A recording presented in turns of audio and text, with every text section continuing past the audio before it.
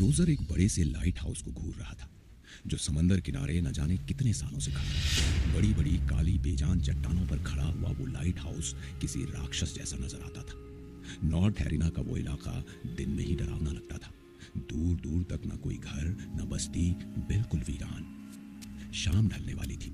Roger काली चट्टानों को पार करता हुआ लाइट हाउस के दरवाजे पर पहुंचा। उसने दरवाजे की बाईं ओर सबसे नीचे लगी एक ईंट को हटाकर चाबी निकाली और दरवाजा खोलकर अंदर दाखिल हुआ। न जाने कितना वक्त गुजर गया था। उस लाइट हाउस में कोई भी नहीं आया था।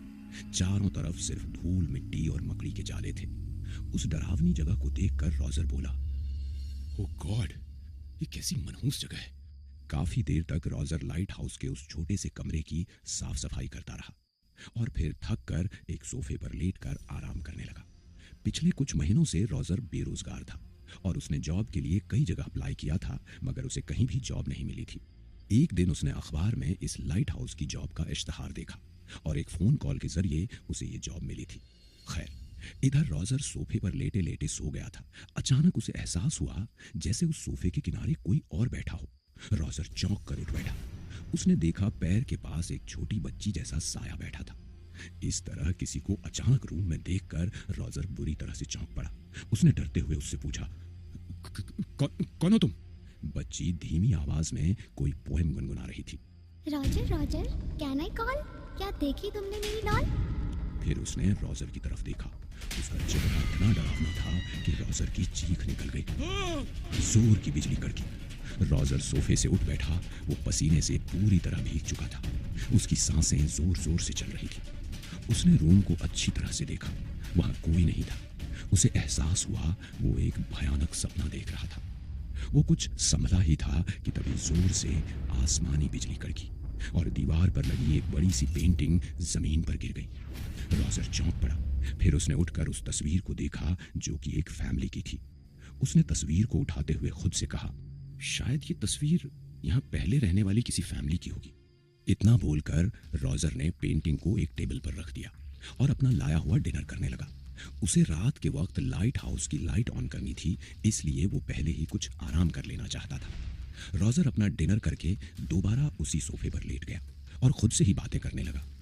वैसे देखा जाए तो ये जॉब इतनी बुरी भी नहीं है, बस थोड़ा अकेलापन है। वैसे भी जब मैं नायला और मेरे प्यारे बेटे जेम्स को यहाँ लाऊंगा तो सब ठीक हो जाएगा। नायला रोजर की वाइफ और जेम्स उसका बेटा था। रोजर पैसों की तंगी की वजह से उन्हें अपने साथ नहीं रख पा रहा था, मगर अब उसकी जॉब लग चुकी थी तो वो उन्हें अपने साथ रखना चाहता था। इन्हीं सारी उधेड़ बुन में खोए हुए रोजर को धीरे धीरे नींद आने लगी। अचानक उसे फिर से वही धीमी आवाज सुनाई दी, roger roger, can I call? क्या देखी तुमने मेरी डॉल? रोजर चौंक कर उठ बैठा। वो धीमी आवाज उसे अभी भी सुनाई दे रही थी। रोजर उठते हुए बोला, ये तो वही आवाज है जो मैंने अभी सपने में सुनी थी। वो उस आवाज का पीछा करने लगा।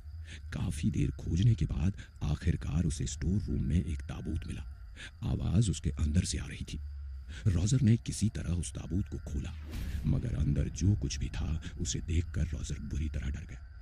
उस ताबूत में एक इंसानी लाश के साथ एक डॉल लेटी हुई थी जो लगातार बोल रही थी, Roger roger, can I call? क्या देखी तुमने मेरी डॉल? रोजर बुरी तरह डर गया था। उसने झटके से ताबूत बंद किया और बाहर की तरफ भागा, मगर वो जैसे ही डोर के पास पहुंचा उसने देखा डोर बंद था और वो डॉल वहीं रखी हुई थी जो देखने में काफी खतरनाक नजर आ रही थी। डॉल अचानक तेजी से रोजर की ओर बढ़ी। रोजर भागने की जल्दी में जमीन पर गिर गया और पीछे की ओर सरकने लगा, मगर तब तक वो डॉल बड़ी फुर्ती से रोजर के सीने पर आ बैठी। उसके हाथ में एक चाकू था। रोजर उसे देखकर चिल्लाते हुए बोला, मुझे छोड़ दो, छोड़ दो मुझे, छोड़ दो। डॉल ने मुस्कुराते हुए तेज धार चाकू से रोजर का एक कान काट लिया। रोजर दर्द से तड़प कर चीख उठा, Roger roger, can I call? क्या देखी तुमने मेरी डॉल? डॉल ने अब चाकू उसकी गर्दन पर रख दिया। रोजर ने डॉल को जोर से धक्का दिया और कमरे की दूसरी तरफ भागा। वो पूरी तरह खून से भीग चुका था। रोजर डरा सहमा एक अलमारी के पीछे छिपकर बैठा था और वो डॉल रोजर को पूरे कमरे में खोजते हुए गा रही थी, Roger roger, can I call? क्या देखी तुमने मेरी डॉल? काफी देर तक ये लुका छिपी चलती रही। रॉजर उस डरावनी डॉल से अपनी जान की भीख मांग रहा था। डॉल हाथ में चाकू लिए हुए उसे सोफे पर खोज रही थी। तभी रॉजर ने देखा मौका अच्छा है। वो बड़ी फुर्ती से डोर की तरफ भागा और लाइट हाउस से बाहर निकलते हुए डोर बाहर से बंद कर दिया। रॉजर समंदर किनारे बने एक छोटे से पोर्ट पर बैठा था। वो घायल और थका हुआ था। शहर वहां से दूर था, इसलिए उसे सुबह होने का इंतजार करना था। कुछ ही देर में रॉजर को समंदर से आती हुई एक नाव दिखाई दी, जो उसी पोर्ट पर आकर रुकी जहां रॉजर बैठा था। नाव से एक अधेड़ उम्र का आदमी उतरा और रॉजर के पास आते हुए बोला, तुम कौन हो भाई, और तुम्हारी ये हालत कैसे हुई? रॉजर ने दूसरे इंसान को देखकर राहत महसूस की। उसने लाइट हाउस में हुई आप बीती उस इंसान को बताई। फिर उसने कहा, मैं तुम्हारी बातें समझ सकता हूँ रॉजर। मैं एक नाविक हूँ। मेरा यहाँ कभी कभी आना जाना लगा रहता है। मुझे पता है ये लाइट हाउस शैतानी रूहों से भरा हुआ है।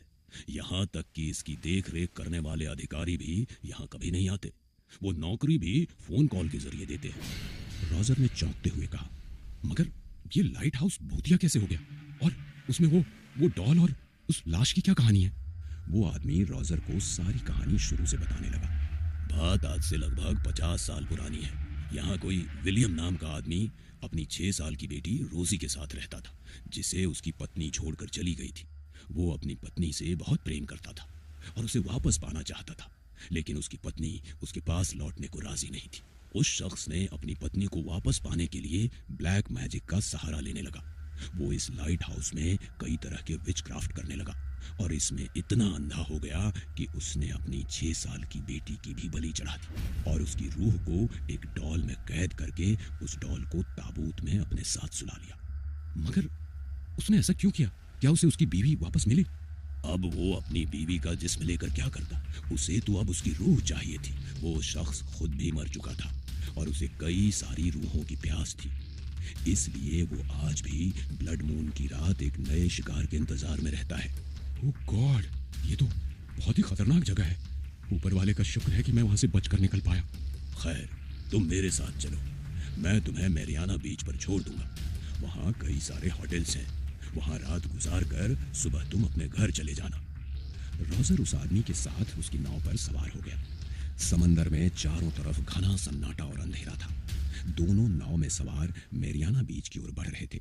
रॉजर शांति से उस आदमी के आगे बैठा था। उसकी पीठ उस आदमी की तरफ थी। उस आदमी ने कहा, कहते हैं उस लाइट हाउस में जाने वाला आज तक कोई जिंदा नहीं बचा रॉजर। अब मैं भी यहाँ कभी नहीं आऊंगा।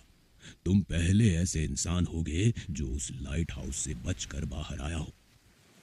नहीं, रॉजर बचा नहीं, वो तो कब का मर गया। और मेरा नाम रॉजर नहीं, विलियम जॉन है, विलियम जॉन। ऐसा कहते हुए रॉजर का सिर पूरा गोल घूम गया। वो एक खौफनाक इंसान में बदल गया और हंसते हुए बोला, आज ब्लड मून की रात है और तुम मेरे आज के दूसरे शिकार। रॉजर की हंसी और उस आदमी की चीख से वीरान समंदर गूंज उठा।